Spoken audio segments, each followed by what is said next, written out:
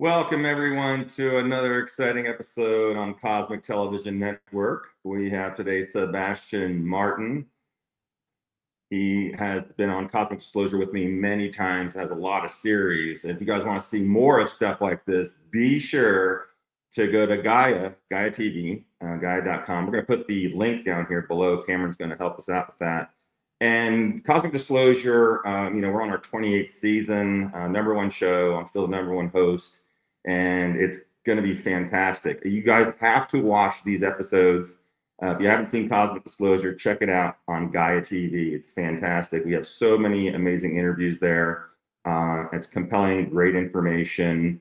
Here we have in the background the Buga Sphere, which we're going to be covering today with Sébastien Martin, and also the 3i Atlas. We're getting in deep, deep, deep.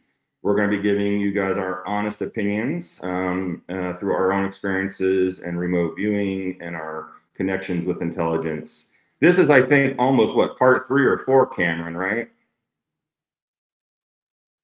Yeah. Yes, that is correct. Part 3. Let's go. Part 3. My gosh, we're going to keep rolling with Sébastien pretty much every month for the updates. A lot of the stuff we were going to release on Gaia TV, but because of the shortcomings with the 3i Atlas, we're just going to expose the information now because of the timelines associated with editing and filming and things like that. Sébastien, welcome again. Thank you, Emery, for having me again. Glad to be here. It's always a treat being with my brother because of the connection we have on a whole nother level. Welcome, welcome. So let's get right into it. What is going on with this 130,000 mile per hour, 3 mile by 1,000 feet long entity out there? What is this cosmic entity coming this way? And let's get into that.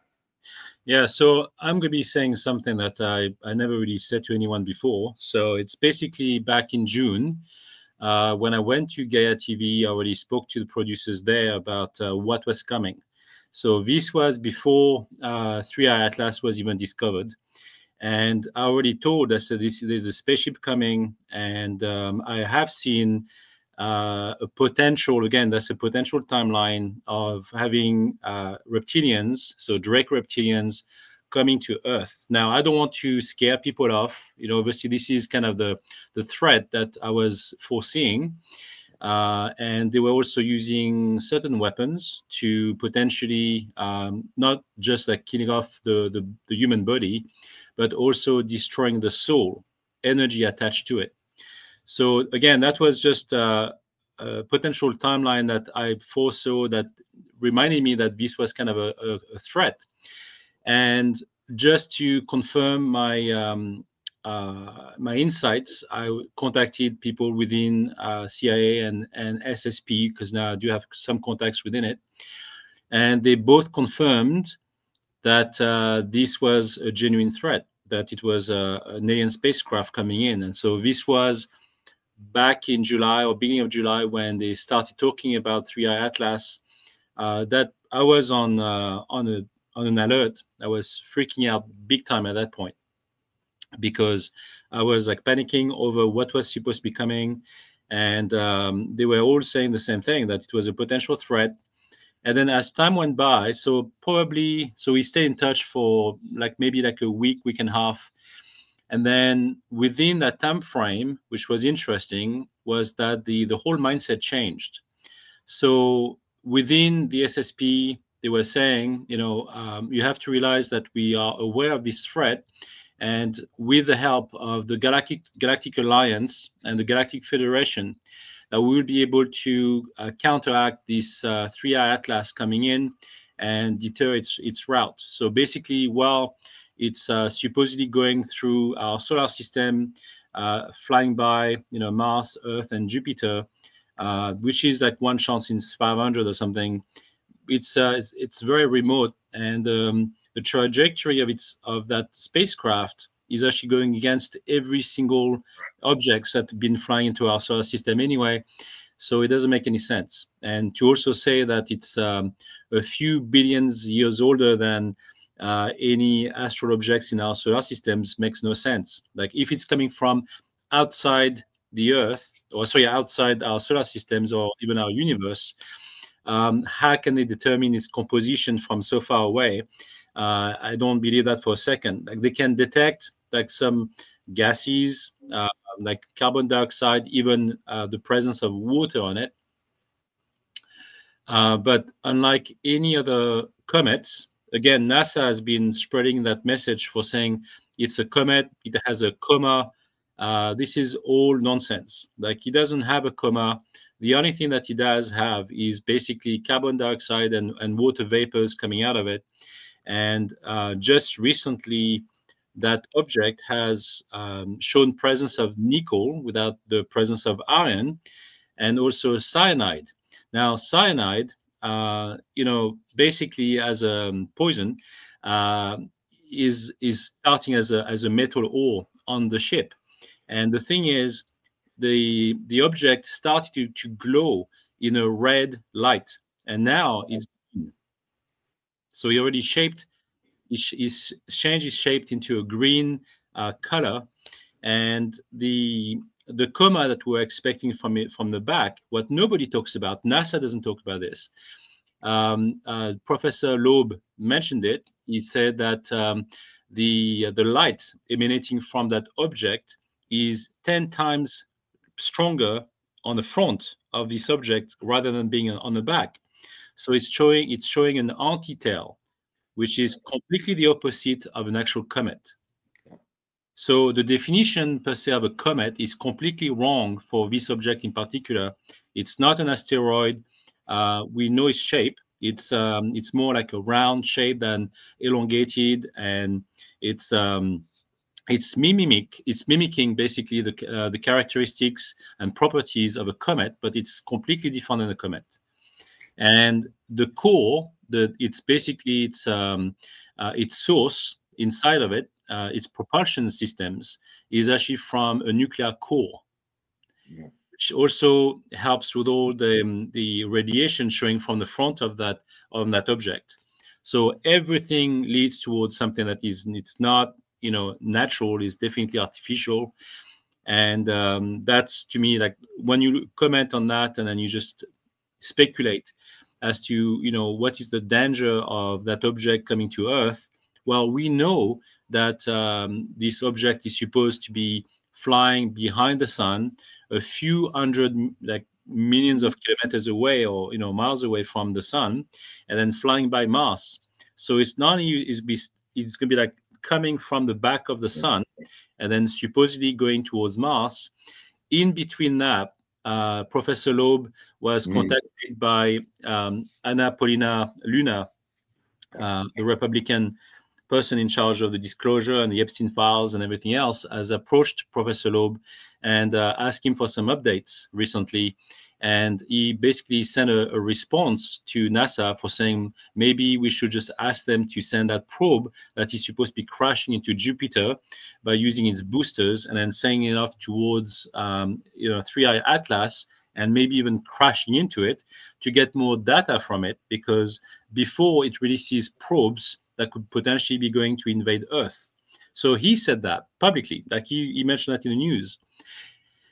So just to mention that those probes, I don't see them as probe. I see them as spaceships that will be coming out of that mothership, basically. Let's call it what it is. And what I've discovered and what I've learned, like a week and a half after my first, comments on 3i Atlas, before it was released by Professor Loeb, the producers from Gaia TV know about this. Like, I talked to them, they remember the discussions we had. And the SSP is sending some spaceships behind the sun to intercept it, to stop its potential attacks on Earth. And they are 100% confident that they will be able to stop it and prevent any potential invasions or anything that will harm us as human beings. So they do believe that they already diverted that threat. They don't have any concerns over it at this stage. They are very confident. I also believe that the amount of crafts that we have on Earth and beyond will be sufficient to potentially stop that threat. So I'm not really too concerned about it.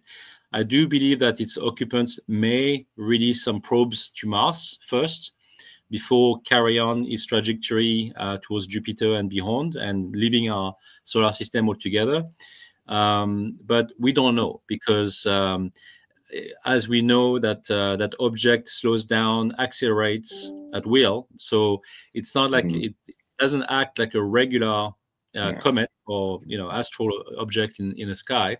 So I don't believe that this is good. We actually don't know what's going to happen. So yeah, you can see on that picture that again, the object is more round in texture. It's not perfectly round, obviously, more like an oval shape. And the back trail that you can see of it is actually from carbon dioxide and water vapors. Right. And on the front, which doesn't show here, you can see it's hotter on the front. And the image that we have is actually wrong, because the heat source from the front on the right hand side on the left hand side of that picture is actually 10 times longer than what shows on the back. So the delineation that you can see, the contours are completely false there. And what I've learned as well is because the SSP has an office within NASA, the NASA building, and they already told them to lie on purpose to not freak out people, so people don't panic. And everything that has been submitted so far on NASA, the images, the articles, have been all false. Everything is it's like partly true and then mostly false. So will the truth eventually be exposed, or will this be covered up by the SSP? It'll go by and they'll just say it's a comet. They're going to stick to their agenda. Yes. Okay. They're still going to be reacting the same way as we are. Like when that object came through our solar system, they kind of also said the same thing. I do believe that the three objects, I think there was Boris as well in 2019 that came over. All these two objects were related to that mothership. Right. So they actually sent those probes in advance. Like they were not motherships or spaceships. They were actual probes to detect whatever was around in our solar systems before they showed up. So this was a planned trip. It's not by chance. It was, they were determined in coming over, and they are obviously coming in this direction on purpose. It's not by chance. So what was their agenda? Did they want to just take over the planet? Are they after our spiritual souls? Like, let's tell the audience a little bit deeper. What was their intention? I believe that their intention, yes, was to take over the planet. Again, they had a clear agenda. Again, they used to be part of the Galactic Alliance, and they were booted out because they did not respect the treaties. They did not respect the rules and regulations. And so they are pretty much they're free agents in that regard, but they are being monitored, and that's not an actual concern. They always do those kind of things. The direct reptilians have been destroying planets in the past. This is what they are used to. So this is not, again, unusual for them to do that. But what about the reptilian draconians that live here in inner Earth and that are amongst us? Yeah, so there are some agents within the planet, obviously, as we know that there are some direct reptilians here. There are some regular reptilians that have been living here for millennia as well, underground. But the direct reptilians who are here basically are trying to change the politics. They are involved heavily in the monetary systems. But again, that's just to keep the society, docile. And as they are still in touch with that spaceships coming in. The information that we've seen so far, like again, all misinformation. I don't know if Cameron can show the actual picture of that file that has been released online. That's right. So we know that this is completely fake. That the person who basically decided to post this made sure that some of the names were removed, for privacy, whatever. It's all nonsense. There are lots of mistakes, spelling errors on there. The logo is wrong. And all of this was at the end, designed to show the people that this was fake on purpose, that this document was created by AI. And then the guy who released information said, well, I'm on the run. I left my house, and he was like giving messages to people for saying, I received this document by accident, as if. So yeah, that was a great video, great actor. Yeah. So again, all paid. This is all paid. This is all done on purpose. And so again, this is to show the alien threat. This is to ridicule and to deter the people to believe in that story. And that's all conducted by CIA and NASA. So, when you see that document, and then he justifies it for saying, I received the original document. I had to use AI to recreate this document because it would not allow me to upload it, as if. Again, it makes zero sense whatsoever. And then again, to say that he was on the run and he left his house and all of that, this was all done on purpose. If that was real too, that wouldn't have lasted, an hour, maybe a couple of minutes. They would have took that right off if it was a real deal. Exactly. So it's very easy to spot these fake, accusations and intel that's coming. I know. It's like disinformation. It's like using real information, like using real information with real names, and then everything else from the file numbers. Like none of the file numbers even make sense. Like they don't look like Department of Defense file numbers. But again, this was all done, like all the logo, everything was done on purpose to make it look fake. But at the same time, like they're trying to use like Avilob is correctly spelled out, and then you have the Venus, Mars, and Jupiter spelled out correctly. The 29th of October 2025 is showing there. So again, all of this was, it's concerning what's happening, but at the same time, it's also talking about a contact that has been established between the spacecraft and NASA. Again, this was ridicule enough that obviously NASA, said that this is not real. And on that part, you can believe them because it is not real. Of course, they would not say that it's real. Yeah, we agree that this document has been leaked, and this would never happen. Right. So exactly. One of the other questions I get is the Galactic Alliance or Federation or Parliament, however you want to call it, are they working with the SSP? Are they working on themselves? Are they a big part of getting these extraterrestrials out of here? So the Galactic Alliance helps the SSP, but they are not on Earth. They are not positioned on Earth. The Galactic Federation is on Earth, and there are some alien species who are working physically with the SSP on Earth. So while they reverse engineered a lot of the technologies that were intercepted, downed on Earth, they were able to come up with crafts that, as we know, like Lockheed Martin, Skunk Works, they have re-engineered all these crafts, and as private contractors, they did provide all of these crafts to the government. So they have underground facilities with all these crafts, and then since then, we're talking about 80 years of work here, where they've been working diligently towards providing bases for all of these crafts. That as they were engineering them and creating them, they were going off planet. So there are some bases on the moon, on Mars. So my biggest concern is having that 3i Atlas coming close to Mars and then starting shooting off their spacecrafts to Mars, because they want to have a base there as well, in preparations for a potential attack in the future. That's what I'm most concerned about. And again, we don't know what's going to happen in October when the 3i Atlas will go behind the sun, because it will stay behind the sun for quite a while before it reaches Mars, right? And then it will fly by Earth in the meantime. So we're going to be seeing it exiting its positions from behind the sun towards Mars with a flyby close enough to Earth that we'll be able to see it in our night sky.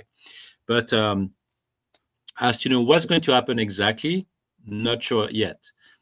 but it looks like this threat has been, handled, and I don't think that's going to be a major event, but it could potentially have an impact on disclosure, because then at that point we'll have no choice but, accepting what's coming, because there are some sightings that would show up, and people who observe Mars right now and even the moon, they will be able to see things going on in the sky. But again, there are so many things happening in the sky, even on the moon, and we can film it, we can comment on it, but no one really cares. It's just one of those videos on the internet, and then it just stays that way.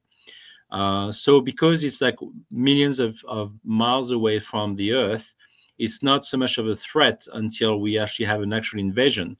Yeah. But it will be interesting to see the activity that comes on in November, December, which is when truly things will be happening around Mars. So the flyby behind the sun, that's going to be at the end of October. This is when we may see some solar flares or some impact happening around that time. And this will determine, again, what's going to happen. But as soon as it goes behind the sun, it will be a dark place where satellites and whatever observatory and radars from Earth won't be able to access, because it's going to be completely shielded from our equipment. So we won't be able to see what's going on.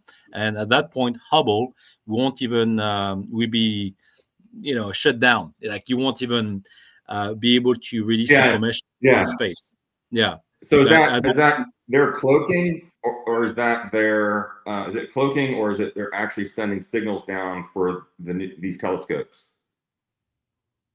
They're not cloaking anything. No. This is how it looks like. It's 20 kilometers long. It's a big sphere. It's like the size of Manhattan or New York, and it's a big craft. And like I said, it engineers decode on board. It's producing decode on site, and it's self-sufficient. It's flying through space at 136 miles per hour, and it's going to be accelerating its speed as it comes close to the sun.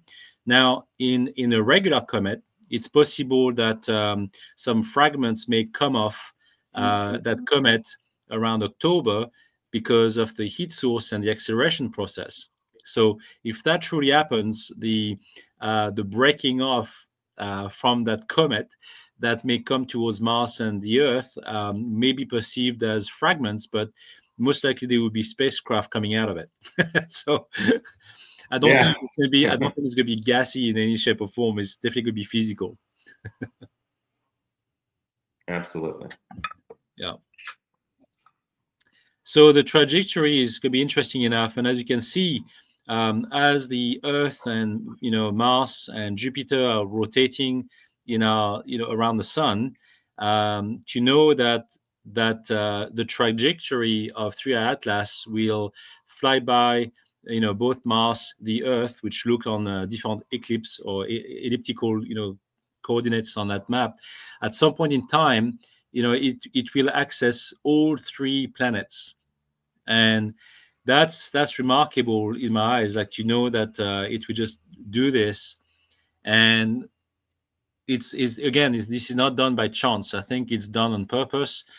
The direction are going towards Jupiter, that would be in 2026, so around April of 2026. It will be interesting to see what's going to happen. Now, what's striking to me is when Professor Loeb suggested to Republican Luna to send off that probe that was supposed to be crashing into Jupiter, to send it off towards it from Jupiter before it reaches Mars. That was an interesting comment to me. So by using their boosters, they could shoot off that probe back towards Earth, literally, but intercepting it when it gets towards Mars. So that will give us enough time to see if we want to send some offshoots from that planet. And again, we don't know if NASA will release anything at this point. But if Harvard and other scientists decide to cover it, and they will have to, at some point in time, say something, because there's so much they can cover, and it would be coming out of the hands very quickly at that point, when with real data that those scientists can access, and unless they get shut down themselves, then if I'm really afraid of that, like if those scientists get shut down because they've been told not to say anything true, and to just go along the same story as NASA, then we're pretty much doomed, like, to actually receive any real information. But so far, Professor Loeb is at least releasing what he knows, going against mainstream media and scientists to say what it is. But what's interesting is when you go online and you look at that comet, pictures of that comet online, everybody is saying the same thing. They're all saying, "Oh, this is looks like a comet. It doesn't look like a spaceship. It's just, you can see the tail coming out of it. It doesn't have a tail, but it shows a tail on every single picture that has been released by NASA and other media." So again, it's just following the same rhetoric as NASA and saying it's a comet, and they won't deviate from that comet. So that's interesting in my eyes. But you're going to be seeing that more and more people are now talking about that as being a spacecraft. So there's more information coming out, and there will be more people voicing concerns, which I don't want people to start panicking, obviously, unnecessarily. I don't think it's time for that. But it is possible that we're going to be seeing some activity, and also a change of course potentially, and crafts coming out of that object before even October. It's possible as well, in preparation of that location behind the sun. I do believe there might be an interception again. What about this? Is so fake. Like nothing to do with oh my god, yeah. So all of these pictures, again, it's like geared up towards educating people for saying this is just a regular comet. It's just different, in shape and form and size, and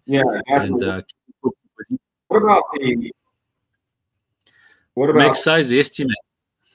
I know there's a lag. There's a little bit of a lag. Say again?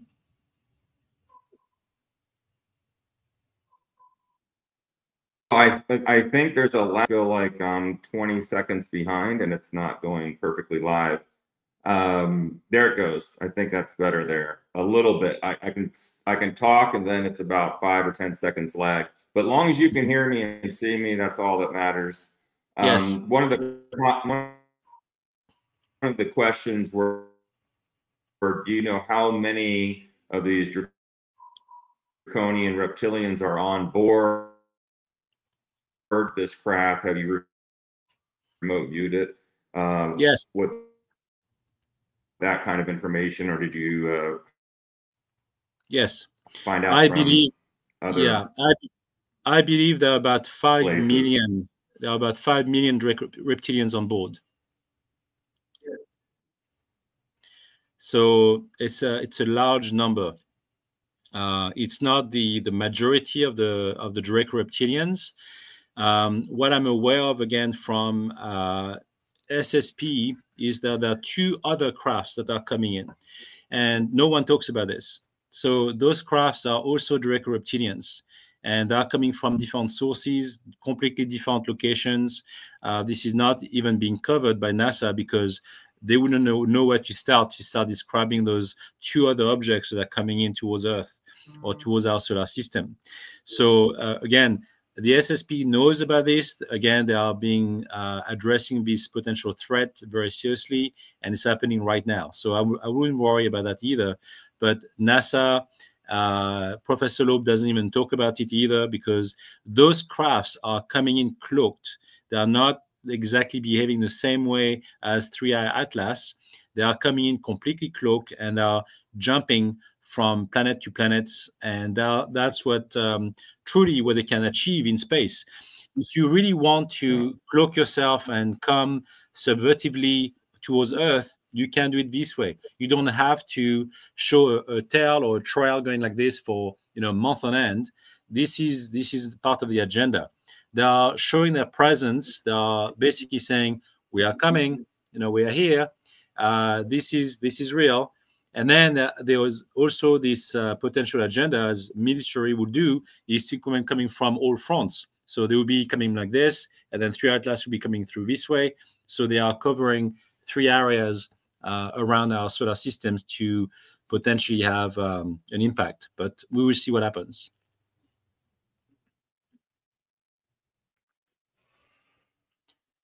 Yes, Kim, I can see your comment. 5 million people. Yes, 5 million people on that spacecraft.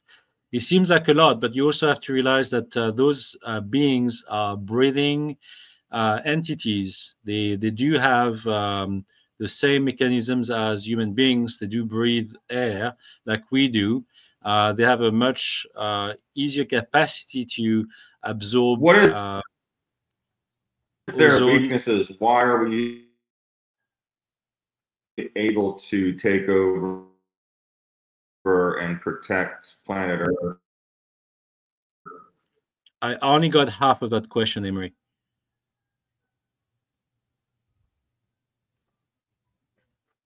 Okay.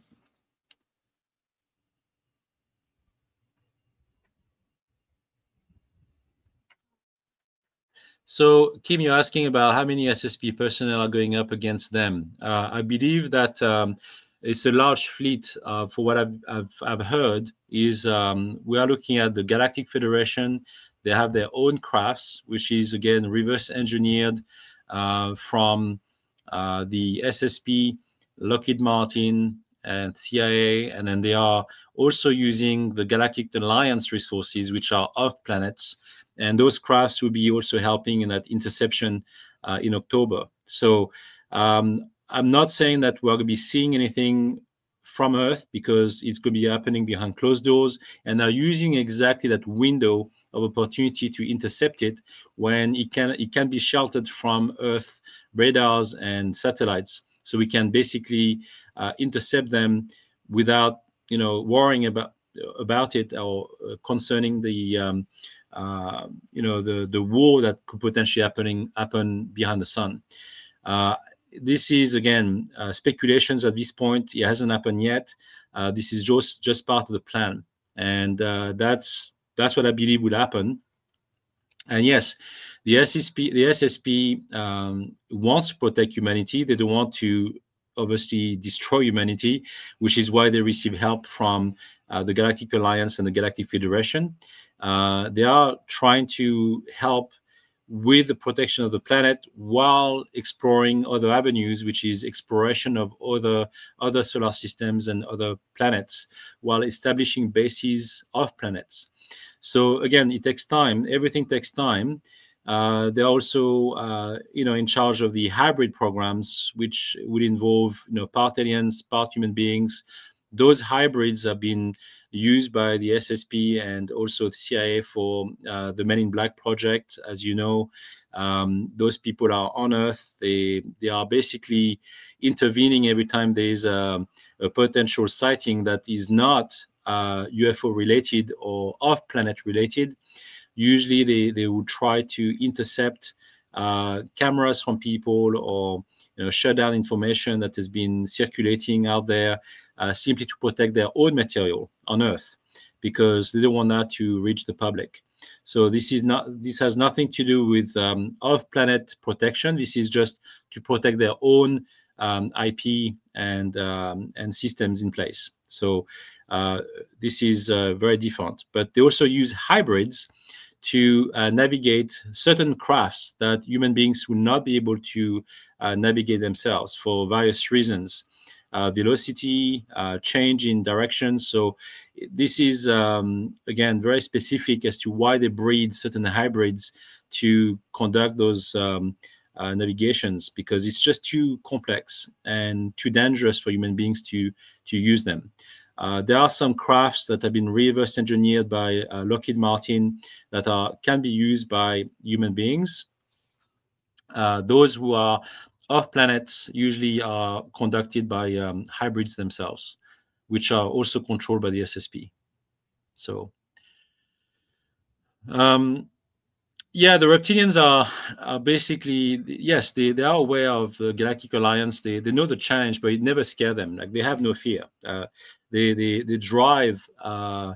They basically are themselves very, intelligent enough to insert fear into humanity and other races. They as you know, they basically collect loosh from people, energetically speaking, and they feed off that. So of course, like, even if what I'm saying could be perceived as dangerous or a threat, I'm trying to warn the people, saying that don't worry, it's gonna be fine. We are gonna be protected, and I do believe enough of my star family, from the Galactic Alliance and from the Galactic Federations and the SSP, that we are geared up towards protecting humanity, and this is not a major threat in their eyes. You have to realize that this is just something that has become public just recently, since July. The SSP has conducted warfares, scenarios with so many other races, out of space, that this is not their first run into trying to intercept an object of that size. This is just part of the training that they already had. This is not a threat in their eyes. Like, it is a threat, but not. They have seen worse, let's put it that way. So this is not something that is intimidating enough that they are so concerned about it. They are more worried about what may happen down the line, like in 2029 or even 2027. There are some events that are potentially occurring. By using the looking glass technology, using their new program on the SSP to do with remote viewing, using psychics. This is part of what I'm doing as well. I am psychic as well as being a remote viewer, and it's important to have those capacities in order to achieve that. So when you see all of this in place, it makes you feel more satisfied and more at peace with what's coming. So I would not really too much worry about anything else. There shouldn't be a concern from anybody. But yeah, we won't know until that truly happens. So at this point, we can only speculate. But I feel fairly confident that we'll be fine. It looks like I'm on my own here, so I will have to answer some of the questions online since we have lots of time. The Dracos don't control this planet fully, because if they were, we would no longer have free will, and would just be simply controlled and managed by their tactics. Like we can see what happened with the COVID vaccines, for example, and the propaganda material that has been released in the media. So they do control all of this aspect for sure, 100%. But at the same time, there are many people, and again, a very small portion of humanity, like kind of the resistance, I would say 10% of humanity are not, buying into that. And for those who, have understood this too late. So you have the majority of humanity who are basically 100% already under the influence of the Draco influence on Earth. And then you have another, let's say, 25% of humanity who are kind of on the fence. They don't truly buy what's coming in because they're quite cynical, and so they would basically question everything. But at the same time, if they are put under pressure, which exactly happened with the COVID vaccine, then they would just basically buy into it and then embrace it. And then you still have that 10% of people who are resisting whatever message has been circulating, because they are a bit more advanced. They are basically more perceptive as to what's going on, and they see the long-term effects of what's happening, and they can see behind the veil. So this is exactly the situation we are in. So yes, they have done a great job at inserting their influence on the planet, and through the media, through politicians and lawmakers. All of this is truly the biggest influence that they represent or have on the planet. But at the same time, there are some other people who are fighting against that. So it's not a war that they won 100%, or an influence that has been established truly on Earth. It's there, but it doesn't mean it's there to stay. And the reason being, like we commented on that in the past, we have a change in the frequency on the planet. And as we are evolving from 3D to 4D and 5D, this has a major impact on the whole of humanity. So as we discussed before, when one person makes the decisions to change their own frequency and energy, it could impact many other people around them and beyond. We're looking at maybe hundreds of thousands of people influenced from one individual alone. So I would not minimize on this impact that we all have as individuals. And I really want to make sure that people understand that we are not limited to our own human beings, our own persona. We have to be able to fully embrace the possibilities of helping others without even their consent or knowledge, because this is to me, it's a no-brainer. Like, we have to be able to influence positively the planet so we can help humanity in general. And everybody have their own tasks and goals, but it's all part of the understanding. So buying into fear is something that cannot happen. When you talk about the media, hey, Cameron. Oh, you are muted.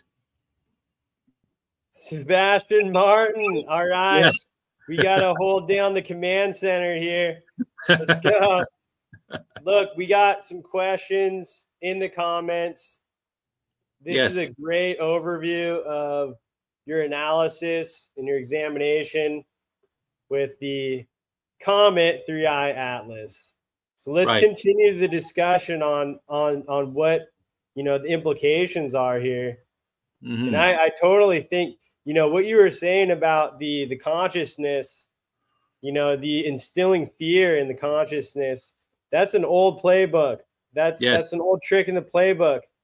You know, and I believe we as humanity through the deception. However, there is a lot going on, a lot of narratives. So Kim was asking this question here, if you want to dive into that.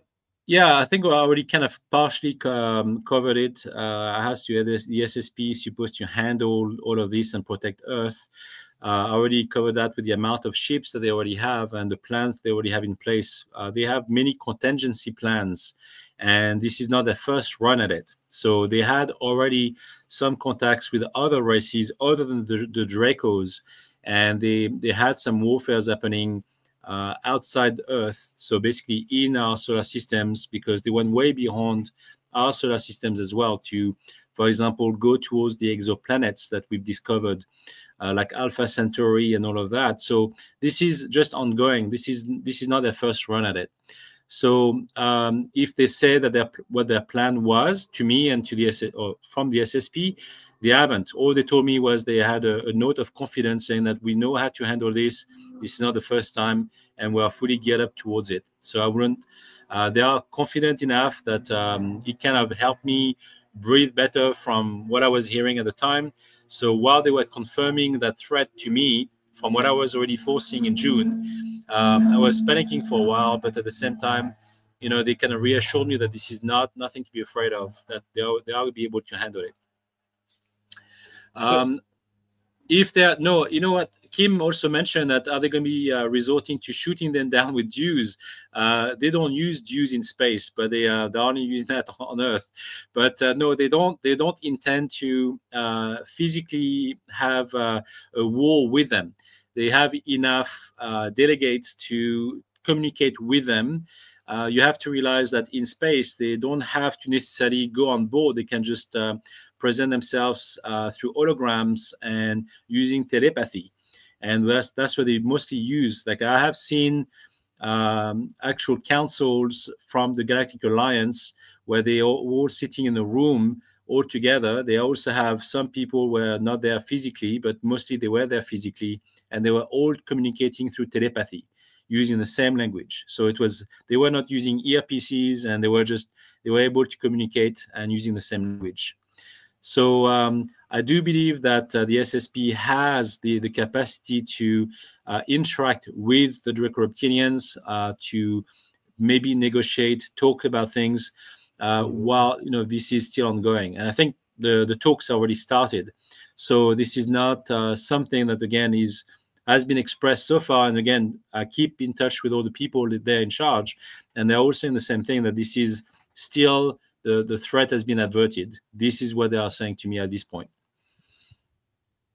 Yeah. Just a quick status update for the audience. Emery had to drop off, as you can see in the comments here.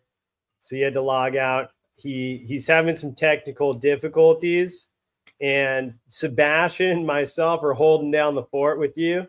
And he'll be back momentarily. So please give us some tolerance, patience, and some acceptance. At this time, we can carry on answering some questions to do with the shift. There are many questions, which is interesting. So Michelle asked, remote viewing question: is there any way for one to know if somebody is remote viewing them? Yes, I mean, they are very actively remote viewed. Most psychics and remote viewers I know from the new program have been on it. They are constantly monitoring what's going on, to see, not just to see them physically, but to see if there's a shift of consciousness within it, within the crafts. So to basically have a feel of their own, intention. So for what is not being said or what is not being seen, we can basically connect to their energies, and to see if there's a shift in that based on the influence that the SSP has towards them. This is ongoing, and this is being monitored 24/7. So that's the only one way that we can remote view that craft at this point, because like I said, what I've seen myself from the future is a potential timeline that I do not want to entertain, that I'm rejecting 100%. And the reason being is because I have seen other timelines from the future, from like 2027, 2029. I had personal interactions with my star family to do with 2029, and we are still on Earth, and we are not being threatened at this point. So I do believe that this threat will be averted. I don't believe it's going to be a major threat to us. So while the monitoring is still going on, it's not something that I worry about at this stage. Another question that just came through a little bit earlier on in the show. Okay. Is this relevant? Is this the same thing as 3i Atlas, or is this something different? They say any updates on the that is different. Yes, that is different. 3i Atlas came from Sagittarius, so not from Saturn.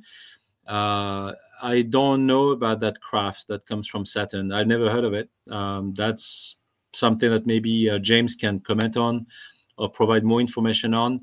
I don't believe that this is related to the other two crafts that are coming in, which are not coming from Saturn at all.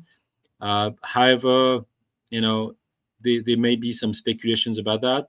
No one online has, even in the media or NASA, has commented on that craft, I don't believe. So, James, if you wish to elaborate on that, that'd be great. Okay. I don't know. This question here is from also from James. Okay. And I think it'd be interesting if you could make a comment on this. Is the 3i Atlas all related to the insectoid invasion that Randy Kramer spoke of? Yeah, I'm not familiar with the topic of the insectoid invasion from Randy Kramer. Some speculations about the beings on board to see if they are Draco reptilians or insectoids. It has been confirmed to me that they were Draco reptilians. They were not insectoids. However, there could be another agenda somewhere else. But no, the insectoid invasion is not related to 3i Atlas. If there was a collusion occurring between the direct reptilians and the insectoid race, which could be possible. In fact, they are. I'm fully aware of their interactions.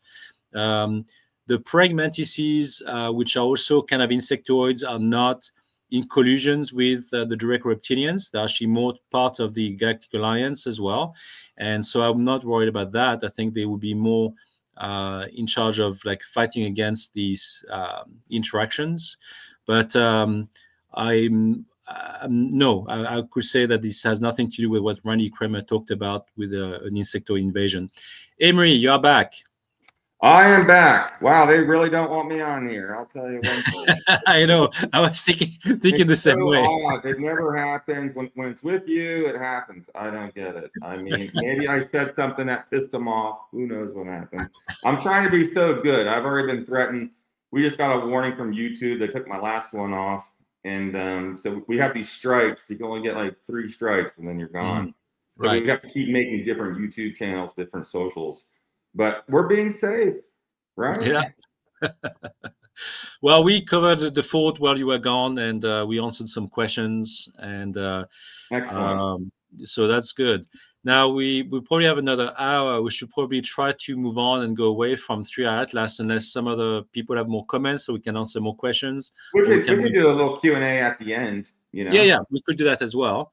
Yeah, if anyone has any more questions about this subject, let's wrap it up because we do have, to get on to the next subject.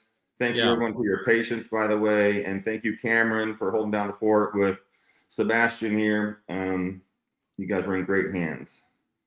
Let's see if there's any more questions, Cameron, you can put up, and then we'll go from there.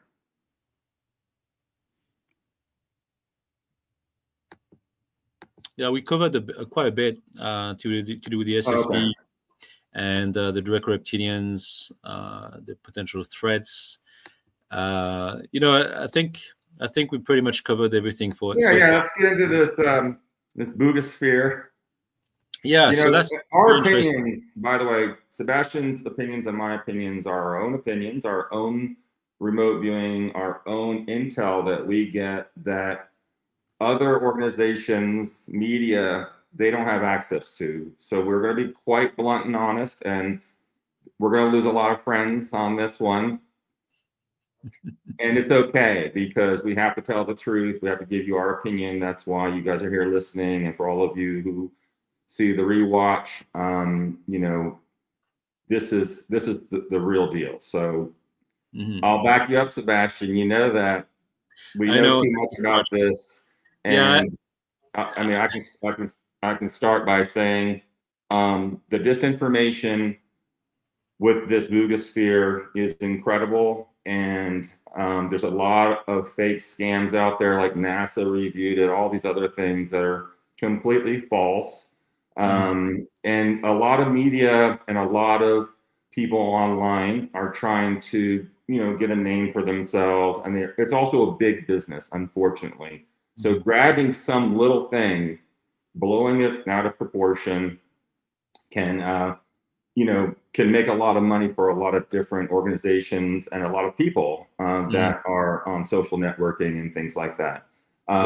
There is significance of this alien reproduction vehicle. Sebastian, take it away. Yeah. So I would say that the idea of the sphere floating into our atmosphere is real. I have to say that those spheres do exist. They are currently being used by the CIA as well. So this is not something that is foreign to us. Their purpose is not observatory. They don't observe. You heard those messages online for saying they just come over here to observe and analyze, flora and fauna and this sort of thing. This is all rubbish. The main purpose of these spheres is to literally send objects to different locations, so to teleport. That's how they work, and they don't work individually. The prime example of that is what happened with the Malaysian airline transporting Chinese spies on board and taking US secrets to China. And so the interception that happened in the sky were 3 Buga spheres that came on and started like circling the crafts to physically teleport it at a US base, so to recover the information. And we heard during the Malaysian airline disappearance that some of the phones were still pinging hours after its disappearance from the radars. That's because it was on base, and the people on board were all killed. So they were retrieving the information. So the Buga spheres, those spheres are a bit bigger than what has been shown and displayed in Mexico, because that sphere is quite tiny. And the reason being is because that particular sphere is actually made out of two specific oil tanks, so that they have been sealed together. And we know that this material or this particular aluminum that has been created, all of the stuff that you can see there can be engraved very easily. That again, from a design, from whatever they want, this is all amateurish drawing. And if you look even closely, you can see that those lines are not even perfectly straight. It was all done by hand. There was nothing that was done basically through very advanced technology to draw those triangles and ellipses. You can see it's even like, it's almost like jagged. Like it's not. This is what like a five-year-old could do. This is not really professional design. It was almost like done in a rush. If you look at closely at that, and then the language patterns, all of this is kind of a mix between like Hebrew, Egyptians. It's a completely random language that has nothing to do with the actual language itself. So I don't know if you can see the seams, or if you have another picture where you can see. If you can split it, Cameron, on the side view, you can see the top and bottom. He's talking about. Yeah, you can see. So I can comment on the holes themselves, because that's where the key of that sphere lies. Not so much in the design and the amateurish look. Yeah. But while Cameron's getting that, Sebastian, one of the questions is, well, how do you tell the difference between real and fake spheres? Well, as you can see, these spheres are engraved. You can see the seams, like Sebastian's going to show you.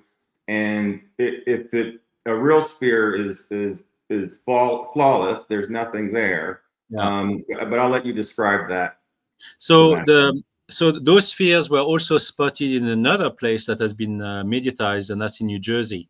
When the drones showed up, there are some real footage that I've seen that were never in the media, but I've seen them. And you can see the spheres coming in, and they were shot at. And those spheres were not affected by any large ammunitions against it. It was not even reacting to it. It had like a shield. And those objects were basically so elusive that they were able to fly off undetected. And they were being controlled. There's nobody on board. And they were also 6 feet in diameter. Mm-hmm. So this is not the same size as what has been found in Mexico. Those spheres are tiny, easily managed by hand. The biggest issue I have with that sphere in Mexico is the way it's been handled, and also like it stayed within a very private group between civilians. No one, like the army, the SSP, or even the government, never tried to get hold of it. There were some stories that apparently some 2 guards, like they were wearing some policeman vests or costumes to go and steal the sphere, and they were spotted and they left. That was so amateurish. It had nothing to do with the US government or the SSP. In reality, as we know from other countries in South America or even Mexico or Central America, is like if there is a downed craft, if there is anything related to UFOs or from outer space, they will send off the Men in Black, and they will send off, a team to intercept and take the technology back to the US right away. Like there would be no time. Like this is way longer than that's ever expected from, it's been mediatized so well, so much that regardless of what has been covered so far, that sphere will be gone. If it was genuine and real, that sphere will be gone in no time. So all of this to me is 100% fake. I don't believe for a second that that sphere is from outer space. I believe that 100% of it is man-made, that you have in the holes on the side, on the seam, there's been some, I believe, some maybe fiber optics or some lenses that were found. All of this is man-made. Nothing is from outer space. And it was done, obviously, on the inside. And then when they put in the sphere together, and then joining it at the seam, this was done, on purpose to deceive the public and to make money. And that's unfortunately what we are in. It's I never agreed with it. I warned the people I knew that this was fake. Everybody had their own concerns over it. It has enough mechanisms and remote mechanisms on the inside that it does change its composition. So for what I remote viewed as well is that there's enough technology on the inside, and yes, there is some that can be controlled to basically make it look like hotter, colder. So it has all these potential capacities that scientists, like amateurish scientists, will try to come on board and try to analyze it. And the sphere will respond to certain, tests. And genuinely speaking, that's correct, because all of these mechanisms in place will make it react, making it look like it has some kind of intelligence. So, absolutely, and that's what they're reading. You can see the holes on the side there, on the left-hand side of that picture, and they're a bit wider than that. We can't really see it well, but clearly you can really see those two. Yeah, you can see those two exactly right there. It's been put together. It's been put together, and if you can turn it a bit more, there, right there. So you can see those holes there. These holes already appear on those tanks. It's already there. So it comes with it. Yeah. This is yeah. I mean, I think Ross Coulthard already talked about this sphere being debunking it. He's been saying that this is not genuine. Many people in the UFO movements have been saying that this is not genuine either. And, it's so amateurish, to me. I'm sorry. This is not genuine. Yeah, but it's very sad. It's bad, but it's, what's worse is it's, again, part of disinformation. And that's actually done within the UFO movement. This is not conducted by NASA or CIA. This is done 100% on purpose for people to make money and to deceive the public. And it's sad, because obviously it does get some coverage. If you look at the video that has been shown, that video is also fake too. That sphere flying in the sky is it's not genuine. It's and when you look at the video itself, you don't see any of these details that's on the sphere. You don't see anything. It's just plain and simple the sphere that's flying in the sky. You don't see any signs of like language or like symbols, nothing. It's just plain sphere flying around. And the way it moves, like it's so fake. So anyway, yeah, I agree with that. And the real spheres also, they do emit light sometimes, and they do show themselves. Right. And this one was not showing any energy signatures, which is, of course, extraterrestrial craft can do that. But as far as the video, that is completely a falsified video, and it has too many cuts in it as well. So this has been reproduced, by the way, in 6 other countries. So they made one just like it. So a lot of organizations have just made it. They just took those pictures and they made their own, and it was very easy to do. Yeah. They did, even on the X-rays, they showed the inside toroidal parts of it. This could emit a frequency. I'm not saying, but everything emits frequency. We do too. Crystals do. Metals do. So that's the other thing too. Why didn't all these organizations, the National Science Foundation, NASA, you know, all the leading world space, aerospace, no proper testing was really done. And this happens a lot in the community also with beings that are found. I won't say which ones, like the Nazca mummies, but you know, there's a lot of disinformation floating around. And like I said, they are real spheres out there, like Sébastien said, and we see them all the time. You know, when we go out with our team, like we recently saw, you know, and there's different wavelengths too. You know, they're not going to crash this thing and allow civilians to pick this up. They're very advanced extraterrestrial civilizations out there. Even the alien reproduced vehicles that CIA has, that you know, Raytheon and Skunkworks have developed a long time ago, like Sébastien said, are truly, you know, operable. You know, we're not saying, hey, oh my gosh, this little thing lost its Wi-Fi signal and crashed, basically. So I'm not having it. You know, I don't know if you ever covered it or not, but at some point in time, I was about to do an episode on the CERN facility in Switzerland, and to show that at some point in time, there were 3 spheres that came out of CERN that went through the walls, and some of these spheres are the ones we saw in New Jersey. So those spheres were from outer space. And the big panic from the SSP at that point, and because I was in touch with them then, and they were saying that those spheres, they had no idea where they came from. So they knew that they were like conducted or managed by AI, that this was, they didn't know the origin of them.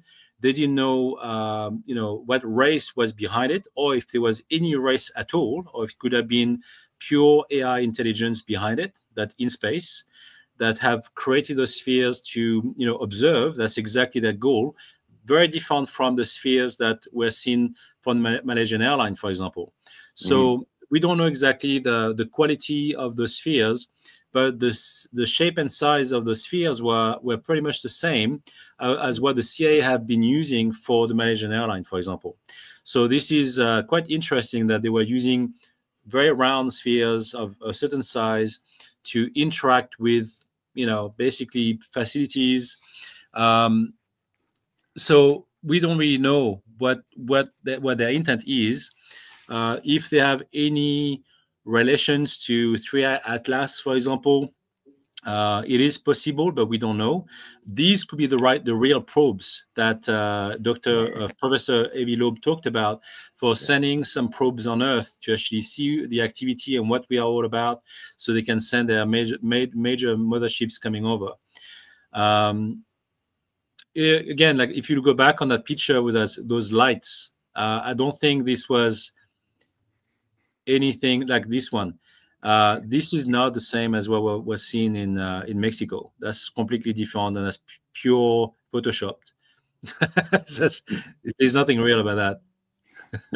But you see more and more of these appearing right online, and trying to come up with those different stories and coming up with, I don't know. It's just, to me, yeah. So great media attention. Yeah, they made the press conference. You know, everyone flew down there. Yeah, I know. You know, it was this big thing. You know, I know those leaders know.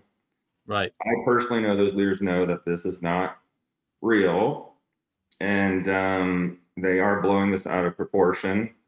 Look, they are making it float. Wow! Oh my goodness! I can't do that. They have. It's made out of metal. It actually started out as a desk ornament, and they said, "Hey, no, we're gonna do something. We're gonna throw this up in the air." You know how much slack I'm gonna get for that with my archaeologist friends? Oh my gosh! So okay, so talking about archaeology, let's go over that, because that's also very interesting that no one really talks about.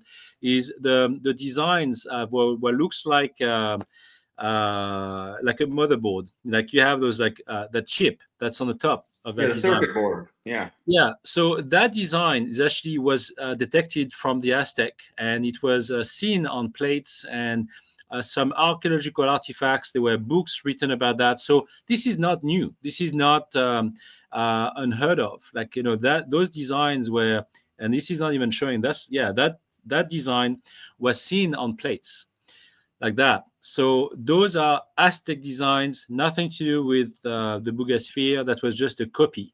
They used that design to put it onto aluminum, and that's it. It's just that to make it look like alien, but it's got nothing to do with aliens.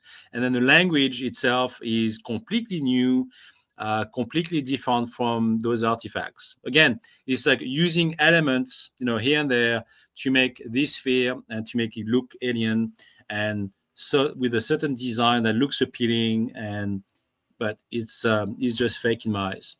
Nothing.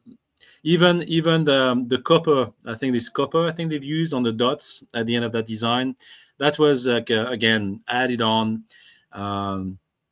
It has no real purpose. Yeah, you can see the burn marks when they're implanting that on there. Exactly. There's a lot of discussion that's going to be coming out this year about this. We'll see. I mean, there's going to probably be many documentaries and shows on it, of course. And this is another reason why every now and then we have these artifacts, just like there's these artifacts coming out of Mexico, which we're going to do a show on at the end of the month. And we're going to have some experts from the Buga Sphere team talking about this. It'll be interesting to see what they say. We know, Sébastien and I know very well, we have too much intel. We also remote view. We have teams of remote viewers. We are really well connected with this. This is not the first time it's been done. But as you know, like Sébastien said, I'll back this up. He said that there's always going to be some truth to it, which there is. Always. You have to include the truth and then embellish into this storyline of, how this came to be. And they don't know, like we know. There's no way, because they wouldn't have took it this far. Where's the proper testing? The best part is we're raising funds to get it tested. Please donate. Yeah. Right. Yeah, this is the story of legends. Like, you always have like a portion of truth into a made-up story to make it look fantastic. But this is how it works the best. But in that case, like I have my bullshit detector always on, and when I see something like this happening, I can't stay quiet. I'm sorry. I have a big mouth, and I just say what it is. I don't care about criticisms. I never told a lie on what I've experienced, and if I have no subject to talk about, if I've got nothing to share, then I just don't make up stuff to just go on board and try to share a story. I don't. I would say sorry. We love you for that. Yeah, we love you for that. We've both been offered many contract jobs on this Buga Sphere to go out. I've been offered many to decipher this. I've done that in the past with other relics. This is something I totally turned down, that would not be part of, because the truth will come out eventually, in time, regardless. And maybe a positive part of this is it's getting more people involved around the world. I'll play devil's advocate. Maybe a lot of these, like Sébastien's pointing out, the circuit board, which has already been shown on an archaeological piece, and that's what they do. They take, like they did in Antarctica, they're taking Mayan artifacts, they're taking Egyptian artifacts, they're throwing them all around the underground bases down there. So when the universities do come, it's super confusing. So there is their own agenda to try to cover up, but it also is going to be mixed in with some interesting things that we've never seen before. And that is something you have to obtain, is this bullshit meter. And the best place to do that is at Sébastien's training camp. So I love what you're doing with that. I'm going to go back into the Buga, but please check out Sebastian's website, and we'll touch a little bit more on the end of that. There you go. Thank you very much. What can people learn at your retreat? Well, so first of all, like the majority of the people doing remote viewing training is they're not being told, or the repercussions of what they do, and that's very important. So it's not so much what you can achieve through the training, and sure, anybody can see. That's not the issue. The issue is like what repercussions it has, and also to understand how you perceive the world after that, because everything changes, obviously. And the timelines, again, from past, present, future, remote viewing can access all of these, being able to differentiate the frequencies and the energies coming from different timelines for what you see. So while you might be very good at remote viewing, you might not necessarily understand what you see. It's not just a matter of seeing, it's also a matter of feeling and understanding that. So I'm training people on embracing the overall concept of remote viewing as to know where it comes from, how you can use it efficiently, and also how to interpret it. So interpretation is the key, because this is what makes a good remote viewer from one that doesn't have the training and doesn't understand what he sees. And it's like a learner in remote viewing. And so you are being taught all the aspects of remote viewing. That's the key. And as you do this, like the way I was, like when I got attacked, and I've been learning too. I've been attacked psychically using remote viewing, because whatever you see, it's not just a matter of seeing something and you feel protected. You could expose yourself when you do remote viewing as well. So same thing works for remote influencing, which can be done as well, but I don't do that. But remote influencing and remote viewing are attached. They are together. And so ETs, like the Drake reptilians, the one that attacked me, that was remote influencing. And he used my frequency and channel to that ET that I saw when I was observing the Stargate, to attack me. And he attacked me not just once, but twice. So again, when you leave that channel open, because you don't know how to stop and how to close yourself up and create this, protection mechanisms around you while doing it and after, it has to become second nature. Like I have one now 24/7 without even thinking about it. So I'm always protected. But when you first start, when anybody starts remote viewing or any other training in general, you basically open yourself up to the universe. And so when you do that, you are opening yourself up to every entity and spirits that's out there, because you become a beacon of light. And that's what's very important.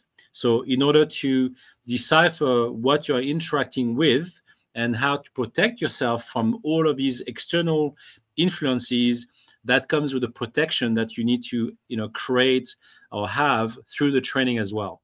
So I will be teaching all of that.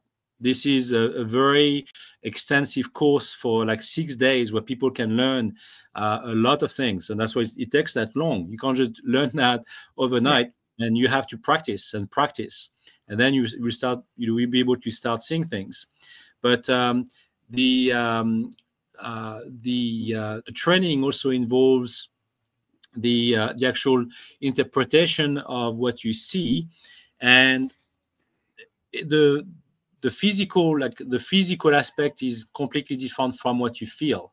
And so there's so many emotions involved, and that's what I'm trying to teach people. It's like you pay attention to while you're doing it, and you can learn that through meditation, through even like yoga practices, through breathing techniques like qigong, and again, so all of these techniques will be provided during the training as well. So it's very extensive. The diet, no alcohol, all of this will be part of the training. So everything has a purpose to achieve that the best results in that training. And the Terra Novalis name, I never really mentioned it, but the reason why you can see those kind of layers in that kind of sphere as well, is because you access different dimensions and layers of what's on Earth alone. And that could also have an impact on your remote viewing experiences, because you basically access so many different layers while you achieve remote viewing, and you extend it, and you can embrace other realities. And so while doing this, your energy, your frequency itself changes, and changes forever. Once you do this, you never go back to where you were before. And that's also the challenge for most people, is when you start opening yourself up to this technique, you will never be the same ever again. But you embrace the amount of information that comes in, the amount of information that Sébastien was talking about floods your body and floods your astral, your energetic, whatever you want to call it. And you have to have this discernment that he teaches you. And the best part of this, no remote viewing course ever talks about how to have defensive mechanisms to protect your light body, and the tethering cords that come in from all over, whether you know it or not. And his practices will teach you how to discern what is serving me for my remote viewing session and what is not. And also the bullshit meter. When it's coming in, you're already going to have protection like we do when you learn all this, but there's no other course out there that does this. And I'm so glad Sébastien has put this on for civilians. There's of course there's things out there you can get, step 1, 2, 3, 4, but this is hands-on, spirit on. And it teaches you not just that, but about how to also stay healthy and do the exercises. The repetition of the exercise is important every day. Even I learn something every day from remote viewing, and I have a part of my day during my meditation where I remote view and learn things. And if you want to get to that level and have a commitment, which is really important for your consciousness ascension, and it's really important also for communication with extraterrestrials and the crafts and what's really going on. So you don't have to turn on the CNN, the media. You don't necessarily in the future are going to have to watch a lot of these different types of webinars, because you're going to be installed with all that is, which is the universe that's unfolded within you. He shows you how to connect to that very easily. And anyone can do this, right, Sébastien? Of course, yes. I have people from all ages during that training. So those coming in on October 14th are anywhere from 40 years old to 71 years old, and they all have the same spirits. They are people who have a lot of experiences already and have been doing a lot of meditation and yoga and all of that. So it's great to see that there are people from all walks of lives. And I have nothing bad to say against what the Monroe Institute does. I've done trainings through them as well. My friend Paul Elder, where she wrote the preface of my book, or the foreword of my book, has been helping me during that training as well to put it in place. He's helping me with the materials. I will even have some binaural frequencies as part of this training, because I do believe it's still very important. But my training is very different as well. So I'm not relying on binaural frequencies for people to unlock the keys of remote viewing. They can achieve it in a different way. It's just that there are other methods out there, and that's it. They're all good. I've got nothing wrong to say. Like I said, those techniques were conducted in the 70s. They've been proven to work. But it doesn't mean that you have to stay stuck to one method. Like, you can also evolve. Like, I've been doing lots of different methods. I've practiced lots of different techniques, and that's all good. I'm learning from all of them, and that's all good. It's just that to me, it's not complete enough, because once you experience something, you can learn one detail over it, but then you know that there's something else missing, and you want to do more. And from my training, again, I was pretty much all self-taught. I've been taught certain techniques to use, but it's mostly from experience that I was able to gather all of this information. And so I kind of created this program to avoid all the mistakes I've gone through. So that way people can be better prepared and start learning in a better way without the mistakes and without the suffering and the consequences of it. That's the key. Absolutely. I couldn't agree more. And thanks for sharing that, because it's really important that people know that you just can't go out and, you know, buy a CD-ROM, a DVD, and go through this. It's much more than that, and it could be dangerous. So thank you for sharing that. You know, we use a lot of this on contact work all the time. You know, it's easy to look at, you know, a flash bulb in the sky or an alleged aircraft, but what's really on that craft? What kind of craft is that? You know, and these remote viewing techniques, for those of you who do contact work, are imperative for you to have that discernment and figure out what's really in there, what's really going on. And you'll be very confident after this course, knowing through your training techniques and exercises that you do at home, that when you go out in the real world, you know for sure that this is a real type of science. You know, Emery, you know, while I still have maybe 1 or 2 spots left for the training in October, I'm having another training at the end of October that would be to do with starseeds and, you know, alien abductees.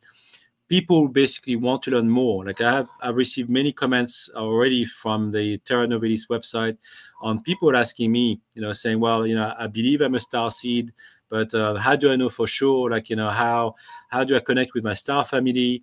All of these things. And I can teach that because I have done the work to get there.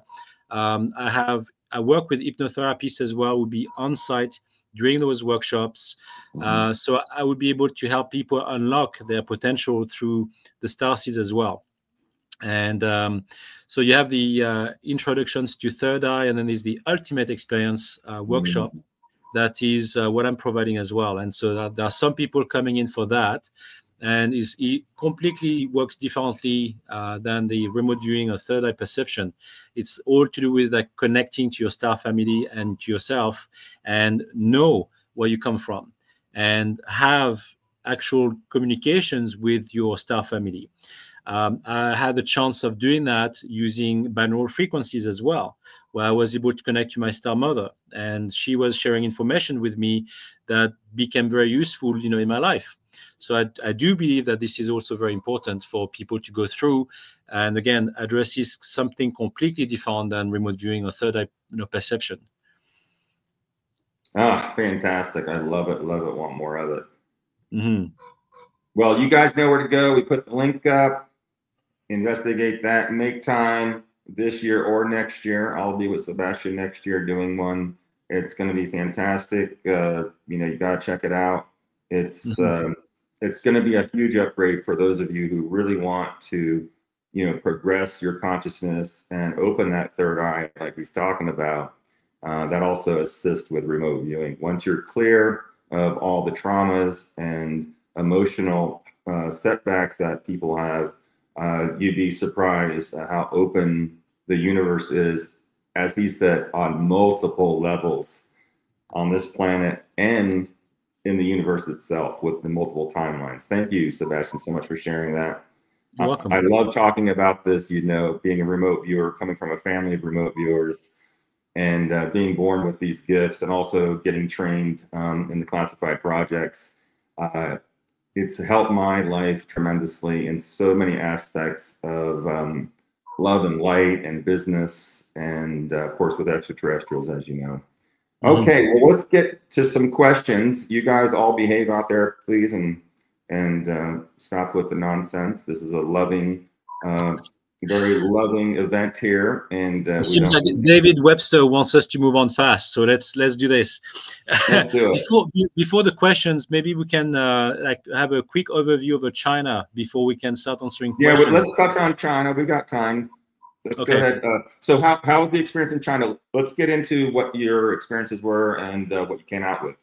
Yeah, so this is like kind of an update on what I've already covered through Gaia. I don't think the episode has been released yet, but it's coming up. And then I have talked extensively about the Qin Mausoleum and my experiences with that, and what I've discovered from it.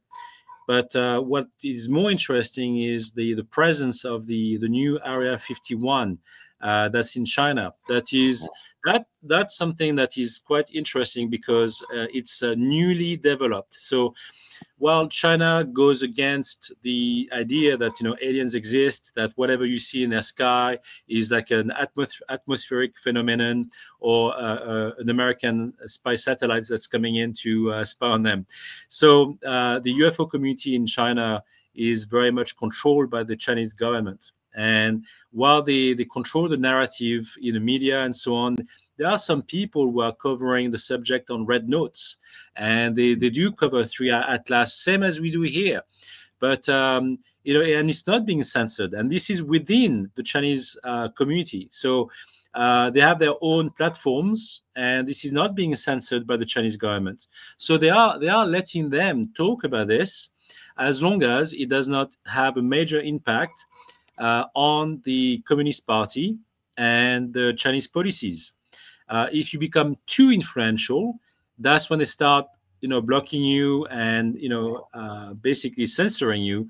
But when it's like just speculations and people making random comments on what's already out there, they will let them do it, and it's just for entertainment and it's for fun. But what's truly is happening in China is quite remarkable, because we know that they already been to the moon. We talked about this. They are fully aware of the alien presence. They have themselves access to alien technology, and they have reverse engineered alien artifacts as well, or crafts, and they have their own. So they do have that. They do try to stay away from the general public. They have done some flybys in major cities sometimes. People have been commenting on it, but again, they're trying to cover it up way more than in the US, because they don't want the people to start talking about this. This is not the same. That's the reason why their Area 51 is in a remote location of China, above the Gobi Desert, in a very remote location, and it's all underground. And so I was able to understand that while they already had access to technology, they have places like Chengdu, in southern China, where they already had pipes going into the quarries, and they were going for miles. And they have no idea what those pipes were for, but there were many of them. And how to even put them up in the walls in the first place was unusual. Like they didn't know what the kind of technology they used to put them into those quarries. And then on top of that, all the artifacts that they found out, the beings had elongated ears and big, black eyes, like the greys. But they were not greys. They were different species altogether that obviously interacted with the Chinese people or ancestors of the Chinese people then. And they left their mark, because they had major masks to basically say that this is our presence, and they worshipped them. So they obviously had advanced technologies. They helped them with their, basically their artifacts and how to make them using the different alloys. Something that, again, is it was new for those days. So they evolved already, or they allowed them to evolve. And most of the artifacts and the stuff that's been buried have not been uncovered yet. Pretty much like the terracotta soldiers in China. Those artifacts are, they've only excavated 5% of the terracotta soldiers, and there's so much gold and different ores underground already, still as part of that 35-mile complex.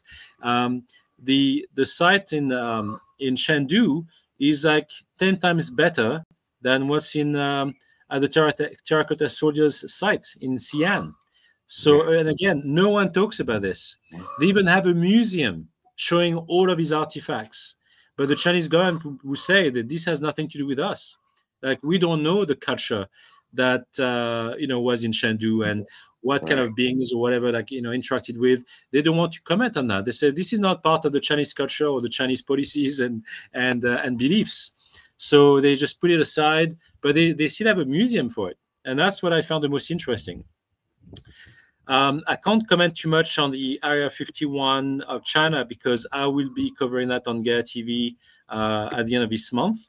But I can say that this is very real. They have the same types of undergrounds as we have in the US and elsewhere.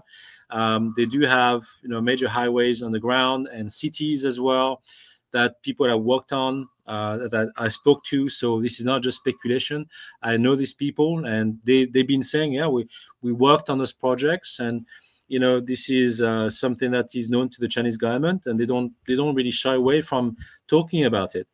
But I can say that the Area 51 of China will be exposing way more than the Area 51 of the US, because the type of runways that they have will display ships that will be so much bigger than anything that you've ever seen before.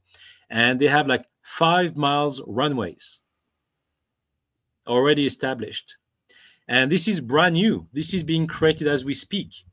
Like, it's so recent that people are now discovering that there's something that's going to happen that will be quite different than we've ever seen before. Like, I've seen crafts going into Area 51 by being just outside of Area 51, and I've seen these orange crafts coming out of nowhere through a portal and then landing inside Area 51. I observe it with my own eyes, but I couldn't see the size of it. But in China, what everybody is going to be able to see through the Google Earth even is not being covered. They're not trying to change what's being seen right now. And so what people can observe right now is real. It's all there. And they are not trying to protect the perimeter. It's all above ground. They created those runways for a purpose. But the majority of what's happening, as you know, it's all underground. So nobody can see it. Satellites cannot, see what's underground. And that's why they keep it quiet that way. How many craft do you think they have acquired since? In China? A lot. Yeah, I wouldn't say it's more than Germany. Yeah, I wouldn't say it's more than Germany, but more than America. But you have to realize that Russia and America, even if they're at odds, they have a treaty in place to share technology, and then Russia will send off their crafts to America.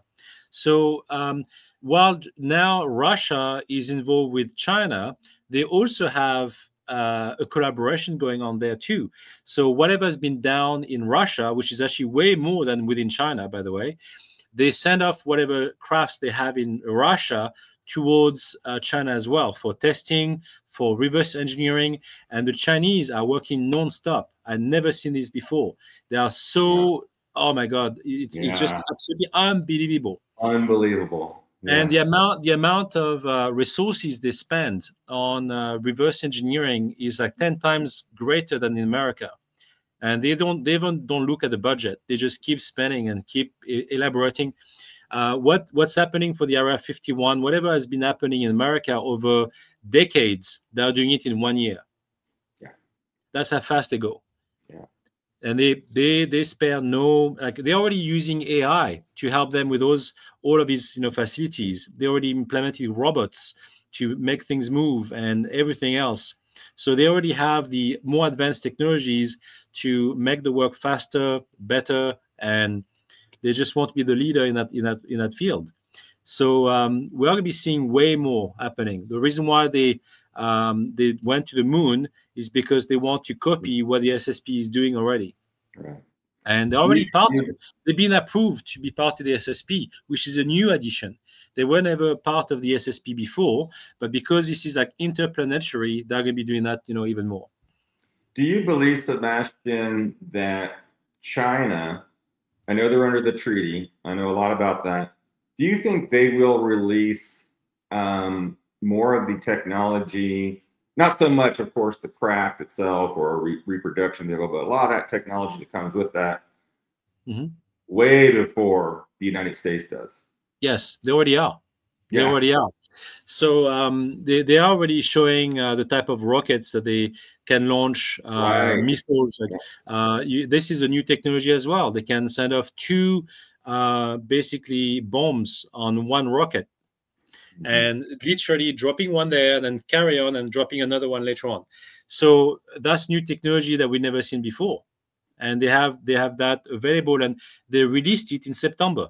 So this is our beginning of just like a week ago. So this is very fresh, right?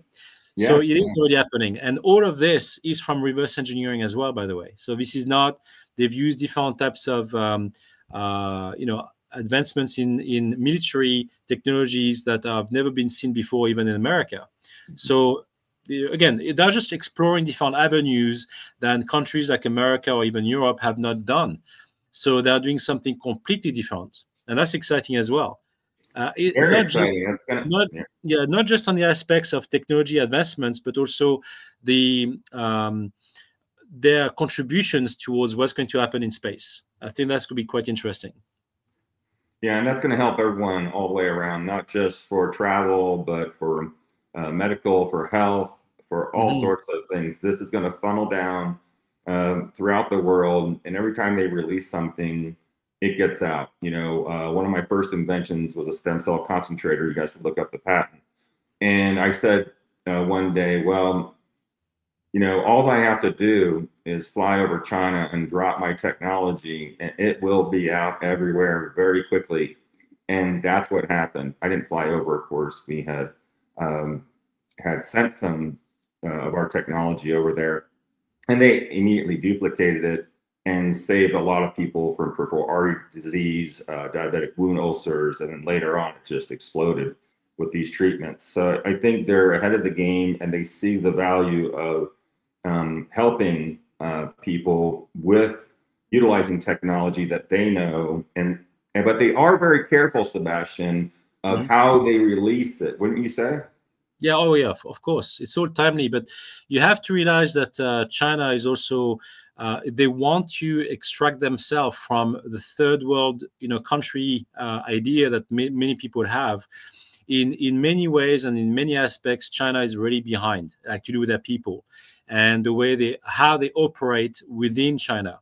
So while they have expanding cities and they have major hubs where the corruption is at its peak, they're trying to clamp down on corruption, especially right now with the current economy. China is trying to go after all the people that butted themselves up and trying to cover their bourses and bank accounts. And now they're just trying to collect back for whatever they gain and send those guys in prison.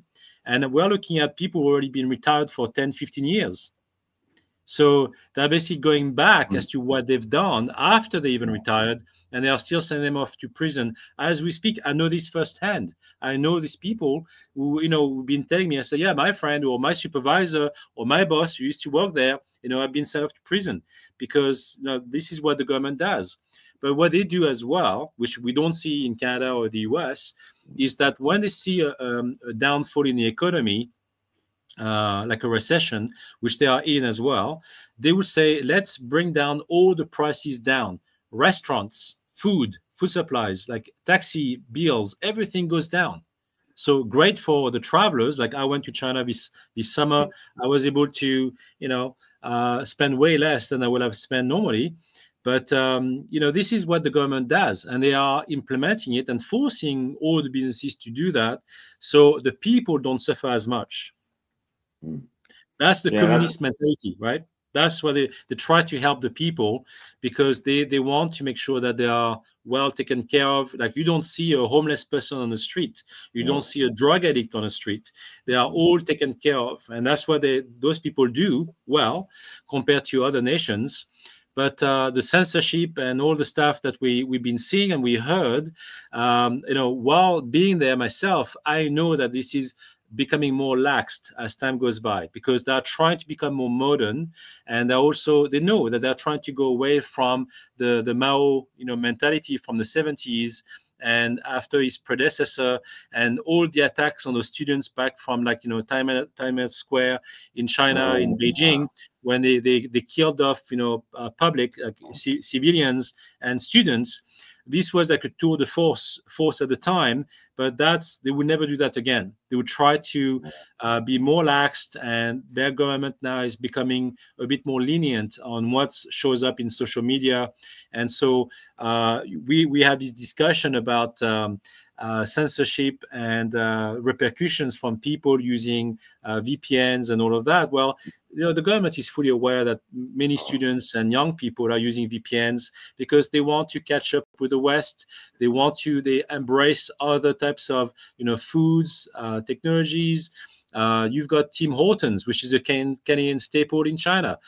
You've got, Wendy's, McDonald's. You have all of these food chains, which makes their populations a bit fatter than before. But they certainly have access to all of that, right? So everything changes, but they're also, like I said, trying to become more lax and opening themselves up to more that's out there. So I think that it's all heading in the right direction in terms of technological advancements and collaborations with the Chinese for extra, outer space explorations. I think that's great. And I believe that there will be less censorship for what's happening in what we call their Area 51. I think that will be a bit more open, and that will be showing to the world what they can achieve. And that, again, will help them with their position in terms of power, to show that, again, we are not weak, we are strong, we are 1 billion people over, and you have to take us seriously. They never try to tell the world that we're going to be trying to invade you or trying to have an impact on other countries like the Americans do. Like, unfortunately, the presence of the CIA and even simply border patrols, and when you have customs agencies around the world, you don't see that from any other nations. Only America will send off their customs agents in Canada or in other countries. It's kind of remarkable what they were able to achieve, but China won't try to do that. They have their own country to deal with, and that's enough. Right. They don't need to go elsewhere. Did they tell you any classified information that you can share? I know there's some things we can't talk about, but did they tell you the agenda moving forward, what they're going to do on the moon, and how far are they going to go with that mission? If you can divulge some of that. They were trying to extract some of the ores off the moon, which, again, that was just speculation. There's nothing for them to gather from that space. That was just a speculation online, and people talking about it on Red Note as well. There's nothing there. This is all fake. Their presence on the backside of the moon made them realize that the SSP was there, and that's how when they started creating treaties between the SSP and China. This was not random. The SSP was aware of their evolution, and that it was time for them to take them on and share information with them as well. So the SSP is disclosing information with China, not the other way around, because they are seeing them as being a serious player moving forward for interplanetary defense systems and explorations of exoplanets. So I think they are basically working with one another towards that purpose, and I think that's the reason why China is opening themselves up to the West and becoming more lenient with people, because they cannot stay in the old traditional systems that they used to have for decades. Absolutely. And one of the other questions were, this is a conglomerate, but who is in charge of the SSP? Is it a conglomerate of countries? Is it its own corporate entity? Is it also involve extraterrestrials? Yeah, it's sort of that, but I love these questions. Yeah. Yes. What's interesting is, like, I heard Richard Doty talk about Project Minot on Gaia TV. So now I can talk about this because he talked about it, and I talked about this with Gaia before Rick talked about it online. we were not supposed to be talking about this, but I guess now it's out there. Project Minot is not an actual project. It's actually the actual name of the SSP for Europe. It has nothing to do with the US. In fact, the word Minot is the name of a general that's actually part of the SSP that was in France. And you know, the term and the English term for the acronym that has been used on Gaia is not even real. But you know, this is what has been disclosed. And while the term Minot is real as part of the SSP, it doesn't mean it was part of an actual project. It's a good way to partly disclose what's to do with the SSP, you know, in a certain way, but it doesn't mean it's actually genuine and real. It's just, you know, partial disclosure, I would say. So yes, Minot exists. Yes, it's part of the conglomerate. It's part of the SSP, but it's not the entire structure of the SSP. It's just part of it. And I know some SSP soldiers in France that have been part of this group. And, you know, they do work with the Americans. They work with other nations as well. But this is not just a simple organization. It's a very complex organization worldwide and also out of space. They don't just stay on Earth, as you know. And does that include any inhabitants on the moon and Mars? Yeah, I mean, they have bases there on both. So, and not just there, they have other planets there on too. So, yes, they have rage wars. I think Randy Kramer talked about it and other people talked about it. This is very real. Like it does happen. I can't comment on the 20 years and back and all of that, but you know, to me, I know that those wars exist. I know there are some conflicts happening. Most of the conflicts are tried to be managed diplomatically because they can. So you ask about ETs being involved in the SSP. Yes, they are involved within the SSP because they are part of the Galactic Federation that works with the SSP. So on Earth, they have presence, they have help. They are helping with the hybridization project. The Greys are also part of it too. As we know, the French government has been working with the Greys for the last 50 years or more. So this is not new. You know, this is very well established, and they have the other governments like the Australians. They are working with different types of races as part of their SSP and also part of the Five Eyes organizations to share trade secrets and information between the intelligence world. So this is all connected. So yes, in essence, it's global. And it's also extraplanetary. When do you think they will go public with disclosure on just the SSP? Of course, we have a lot of people that we know of that are still staying behind the scenes. And then we have people out there that, you know, are claiming about, you know, working for the SSP, or they used to. But when do you think that might, or if ever, that they'll actually, it'll slip out, or, you know, we'll get definitive public display of it? Yeah, for the people that I'm in touch with, because I'm in a very unique position. I can, based on my skills, I'm allowed to disclose information that have been approved to be disclosed and shared.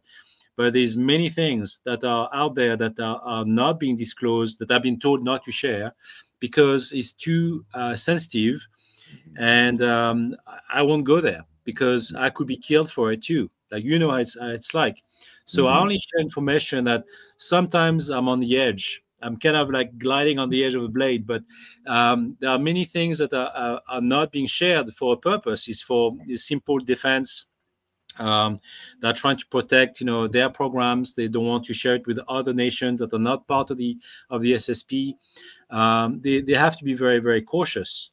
So to that extent, to know if those guys that I know will be coming public, no, ever. Because they have, you know, NDAs, they have, you know, their levels of secrecy. I know too many people who worked for Area 51 who basically were killed because they were trying to share information with the public, and it happened so fast.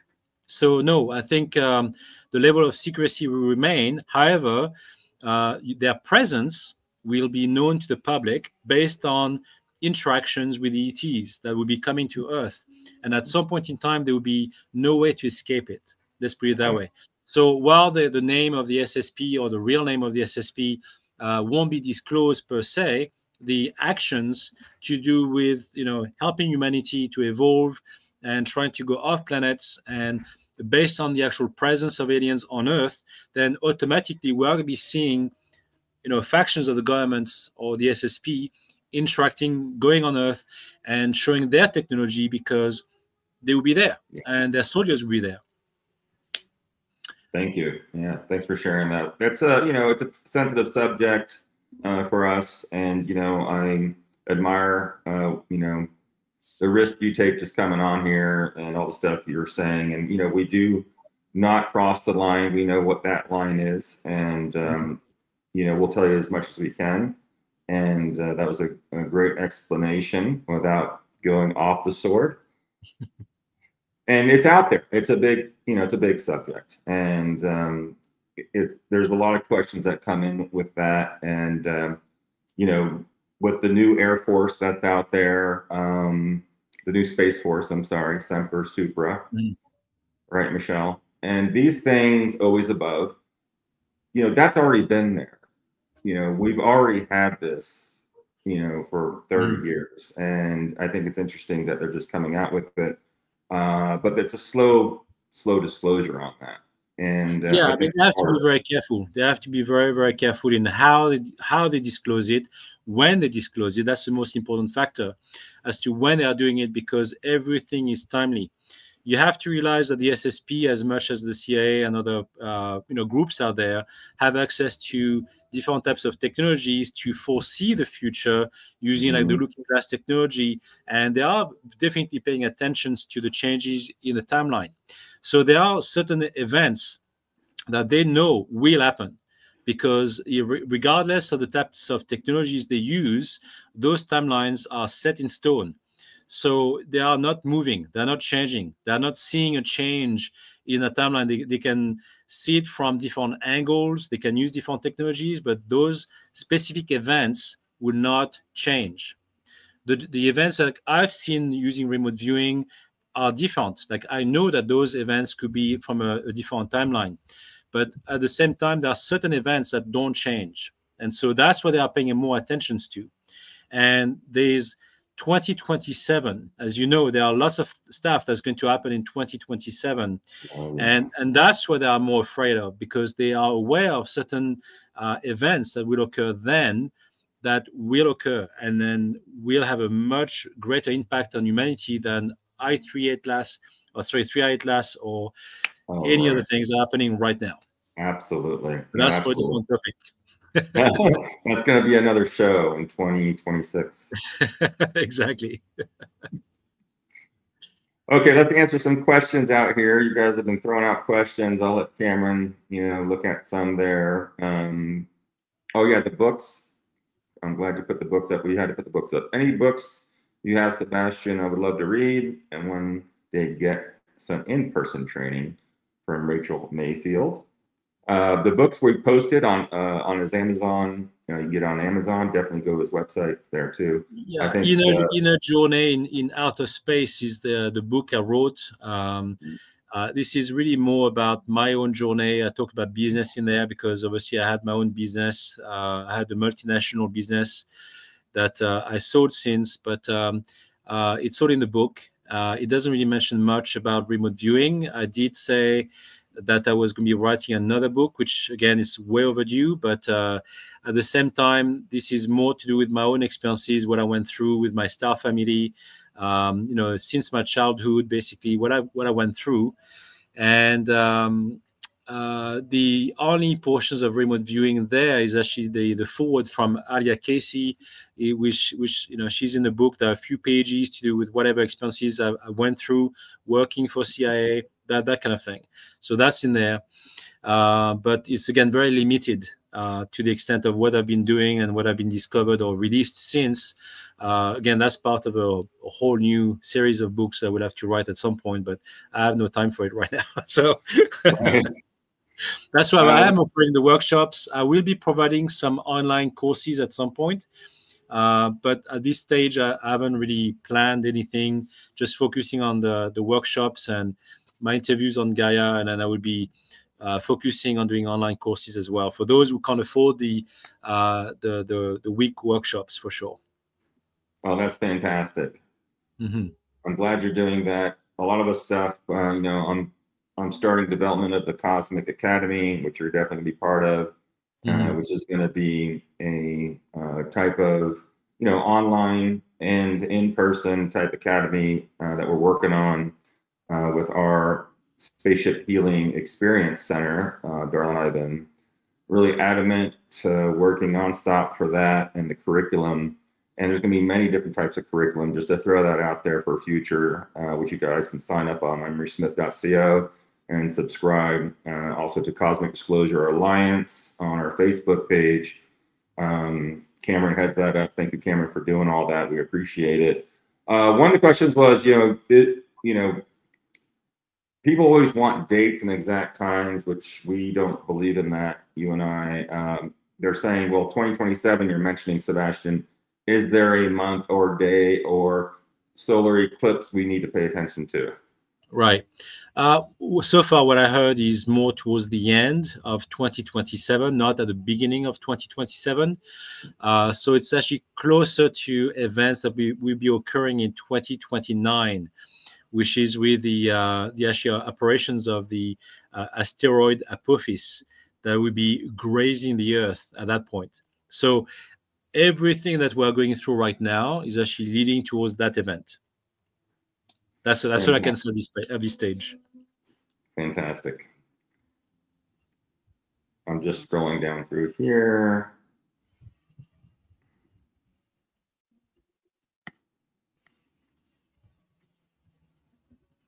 Oh, okay. Did David Adair help them with the moon stuff? He said he was going to help some Middle Eastern efforts. Yeah, the hydrogen 3 is something they've been looking into that forever. You know, collecting this hydrogen 3 as an alternate energy source. Yes, he was going to go help with China. That kind of fell through, along with Morocco and some other places. But he's still up and about. I just had a call from him just the other day. He's still on board with our spaceship healing facility and also building of the spacecraft. So he's definitely in the back. He's one of the white hats doing some amazing work. Yeah, if I may jump in. Yeah, I know him. I spoke to him too. He's a Pleiadian, by the way. I don't know if he told you that. Yeah. So hydrogen 3, you know, all the volatile gases won't be used by China because they're already using plasma technology. So they went beyond that, and they are looking for something more like long term that will be used in space. So they won't be using anything that's volatile and explosive at that stage. So that's why I'm just saying that China is not going to be a good fit for that. When do you think the portal technology will be released? You know, we've already taken the atoms of an apple from DC to Beijing, but let's talk about actual, you know, portal technology. Yeah. You know, that's going to supersede pretty much cosmic travels, as you and I know. I think that's going to be here. That's going to be here way before a giant craft is made. That because all the craft utilize this already, not by just forming their own density field around them, but projecting these energy fields to travel from one place to the other. Is there anything you could share with us with that? Are you referring to portals on Earth or? Well, yeah, we can do exposure on the portals on Earth or exposure of the technology being utilized in classified projects. Yeah, so the SSP basically have already access to places like in Sedona, for example, where there used to be at the Bradshaw Ranch. I don't know if you know that place. Yes. You know, I've been there as well, and I can tell you that the canyon behind the Bradshaw Ranch is the new area for Area 52, which is where they have access to portals right there. So they can send their crafts within the canyon, and the crafts will go through that portal and then disappear because it will go off planet from that point within Earth. So they have different locations like this around the planet where they use portals. And then for individuals, I'm talking about soldiers or what people refer as super soldiers. They have actual stargates within government facilities on Earth where they can send off troops through. Physically, they can walk through, and then those stargates are connected to another stargates off planet as well, and they can just like come off on the ground without using spacecrafts. So they're already geared up. They have their helmets. They have everything ready to go, and they can basically just walk in onto very specific locations on various planets that way. What's interesting is they also use those stargates from hybrids. So hybrids are the ones who are actually going through the stargates, not regular people. Therefore, what we call super soldiers are not regular human beings. They are already hybrids to begin with. So, and they are aware of their own conditions. They are not, robotized or, brainwashed to be who they are. They've been bred to be that way, to work for the SSP. That's what I can say about that. Absolutely. And we talk about that on Richard Doty and I interviewed him one time on, of course, Cosmic Disclosure on Gaia TV. Fascinating part with one of the shows we did. And, he has contact, with this person, and that is a hybrid and is involved with all of that. And there's a lot of those out there. It's interesting that we were able to talk about this specific person, which does want to come forward, but it's just not safe. And I'm looking forward to a lot of these people in the future coming forward. I know recently they had the press conference again, which is a bunch of psychobabble in DC. I don't know if you caught wind of that one recently, last week or whatever. I think it was on the 9th of September, where we do have a lot of whistleblowers. They're coming forward, but they're still not divulging the information to that group that's trying to investigate that. And I understand that, but I also don't show up if you're not going to tell the whole story, because you said you were going to tell the story. But we're talking about people's lives, so that's a catch-22 for me, where I see both of those things, because I'm guilty of it as well, and have turned down many of these events. And you can see from the video. So the Bradshaw family used to live in that house over there, and I know a lot of stories to do with that. Like the son saw an actual reptilian coming on site, and he didn't know what it was. They even had Sasquatch going on board, on site. They had many different types of beings, but the reason why Linda Bradshaw saw the farm to begin with is because she had major issues with the horses, and all the horses were being affected by something, and they were developing cancers and all of that. So when the government purchased the farm for double the price or double its value from what was listed online, by the way, they wanted to protect the information that was in the canyon behind. So they wanted to expand again their reach, the same as within Area 51. They keep buying property all around the canyon so they can actually protect whatever they want to keep secret in the back of that. They have set up some basically some devices just at the gate. So when you see at the beginning of the video, I think there was the gate of the Bradshaw Ranch, and right here. So on the right hand side of that, they have some detections going on, and those are morphing. I filmed them myself when I went there, and basically they are morphing, and they just come out of they are shooting up into the sky as soon as you come close to the entrance there. And it goes in the sky, and they basically observe you from there. So they have an aerial view of yourself when you go there.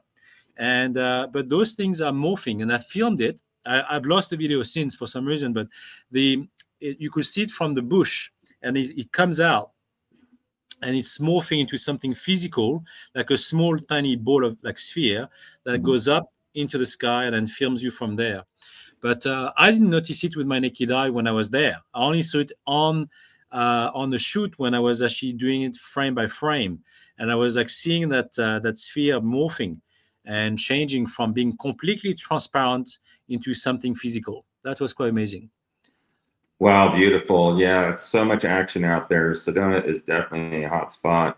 Do you believe, we'll wrap it up here and we're going over a little bit, but do you believe, Sebastian, that any of these craft that are coming into our solar system near us have anything to do with activation of these sites and pyramids that are laying dormant? No, I don't believe that. I think the pyramids and all the sites we have on Earth were had a use at some point in time, but are now becoming obsolete. They don't have a real use. They do somehow like get activated, like you've seen some plasma balls around the pyramids when there was some type of activation. But again, these are just like after effects. I don't think it really has a major impact or goal.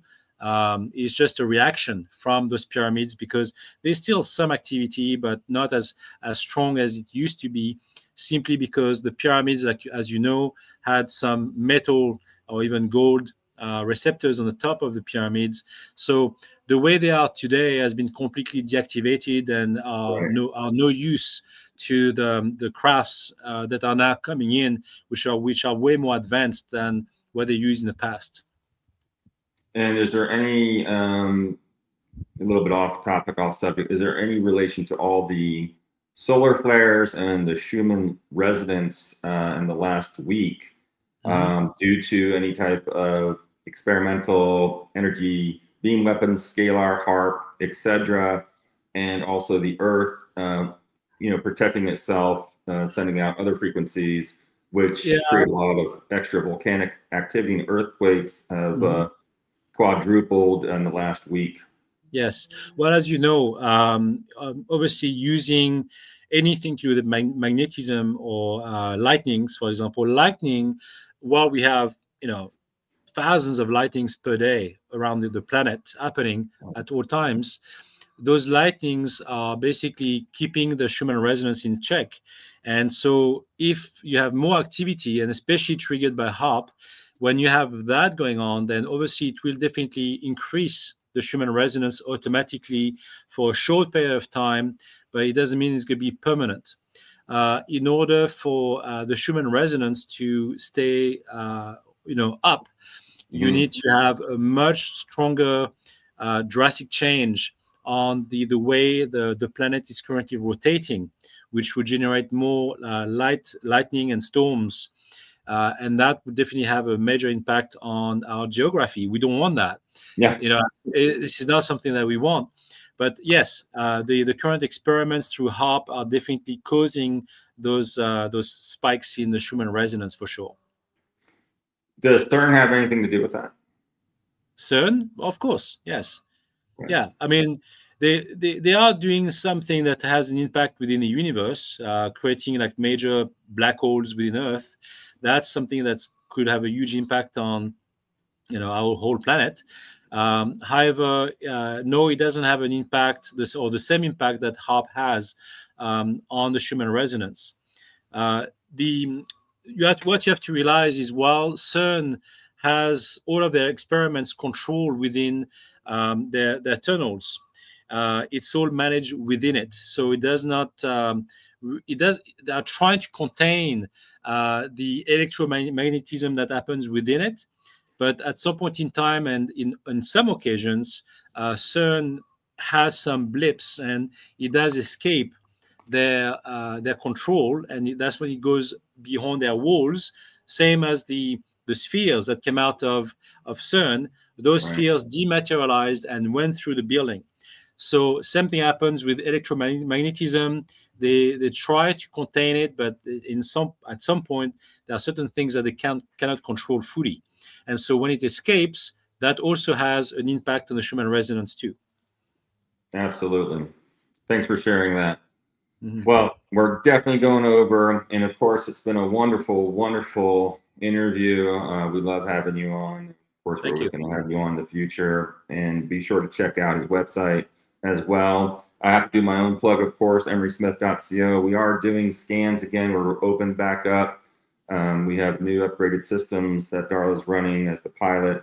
These scans are frequency measuring scans. They're nonlinear systems, so we just need a picture of you, kind of like the James Webb Telescope takes a picture of a planet. we kind of measure the hydrogen atomic structures, and off of those different light waves that come off of you, you're emanating energy all the time. So we can read up on that just with a picture into our amazing system. It reads the photons coming off. So we can look all the way down DNA, RNA, and look at all the different pathogens you have, parasites, for instance, bacteria, viruses, and we can look at these, and we also send signals in there, scalar signals that are safe to kind of inhibit, the growth of these things. And for anyone out there trying to get a baseline of where your health is at, it's very imperative for longevity as well. So a lot of you on here have had these scans. If you want to comment on them and what they've done for you, I can't tell you anything much more than that without getting, without getting into the science. But there's a description, on emerysmith.co of these on the cosmic market on the non-linear system scans, and of course, Aquapheric Nano Blue. For those of you, this is another type of colloidal zinc and silver and methylene blue that you want to read a description on that stuff too. And of course, for EMF protection for your RNA, DNA, we are utilizing the nano emerald green, which brings light into the body. And all of our stuff is basically getting your body back to homeostasis so it can do what it needs to do. And a lot of us that travel, like Sébastien and I, and Sébastien, don't worry, your care package is coming, because I need you to look at it, remote view it, and try it out. We're definitely sending it. Make sure when we get off, you're texting your address. We'll get that out to you and have you try it. It does have ormus in it, orbitally rearranged monoatomic elements. And these are also things great for meditation, great before you go to Sébastien's amazing training. These things help with the pineal gland and decalcifying that, and also getting the body in the right voltage. A lot of people are off of their voltage, and that brings on a lot of disease and cancers and things like that. So if you're interested in that, cosmicmarket3@gmail.com. For the scans, you want to do Emery's star scan at gmail.com. I'll have Darla put that in the post there. And we can sign you up. We can give you a call and go over what that is, what that entails. It's a very, very deep scan. It takes about 8 hours and about 3,000 pages of us to read.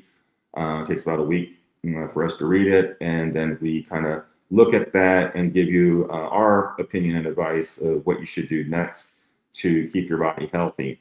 The wars that are going on out there are not so much hand-to-hand combat. We're talking about pathogens that are here to not only stunt your growth, but also make you very sick, and also on top of that, kind of restrict you from thinking out of the box. And that's why I love what Sébastien's doing of clearing the pineal gland with his training seminars and all the stuff he's doing out there. So Sébastien, thanks for bringing the world this healing energy that you're doing on these amazing outings that you have. And I'm sure if you go on there, like I said, I don't know how far in advance people are signing up for your stuff. I know you have the 2 already there. Yeah. But I think you're gonna have more to come. So look at some of these solutions and supplements we have to better your health out there. And just it's not here to treat or cure anything. That's for sure. We can't say that. We're just saying that these are solutions, and all the ingredients in these solutions that are nanoparticleized that we have made with high voltage and high voltage magnets to add electrons, separate electrons, and allowing to get a lot of these ingredients in the solutions in through the cellular membrane, in through the cytoplasmic, into the nucleus, into the nucleolus, into the DNA and RNA, so you can live a lot longer and be a lot healthier. I love being here on planet Earth, but I want to be healthy because it's a long ride we have ahead of us, Sébastien, and health is about yourself. And that's why another reason I love Sébastien is he's all about raising that energy and that vibration in the body, and that all has to do with great health moving forward for you. So these are all upgrades you guys can have. And please leave your comments if you have used Aquapheric Nano Blue or the Nano Emerald Green. We also have serums for the face. We have nasal sprays too for when you travel. which creates frequencies around you to protect you from pathogens when you're going to large events and symposiums, things like that. So, Sébastien, thank you so much for being on. I want to thank Commander Salamander, Cameron Clapp for hosting us on Cosmic Television Network. It's been such a success, thanks to Cameron, all the stuff he does. And I want to thank my wife, Darla, as well, working behind the scenes for all of us on the planet and myself. And we'll see you next time, everyone. Sébastien, thanks. You know, we'll be talking. Thank you for having me again, Emery. Thank you. Always, it's always a pleasure. So much fun having you on and all the talks we have on and off camera. Yeah. Please show your support and register on emerysmith.co so you can get the subscription and know when these are coming up. Also visit Cosmic Disclosure Alliance on Facebook. Definitely register on Gaia TV for Cosmic Disclosure, where you can see the most amazing interviews with Sébastien and myself interviewing others. And if you want to go really deep, go all the way to season 1, episode 1. You can see me scared out of my gourd coming forward many years ago, 8 years ago, almost a decade ago. Never thought I'd be coming forward doing this stuff. And here we are. And we're going to ascend. We're going to make sure the light is spread throughout the universe with all these different types of interviews and showing you the truth. Thank you, everyone, once again, and we'll be talking to you soon, and hopefully you're registered for the next one. We'll see you soon. Great. Thank you. Thank you so much.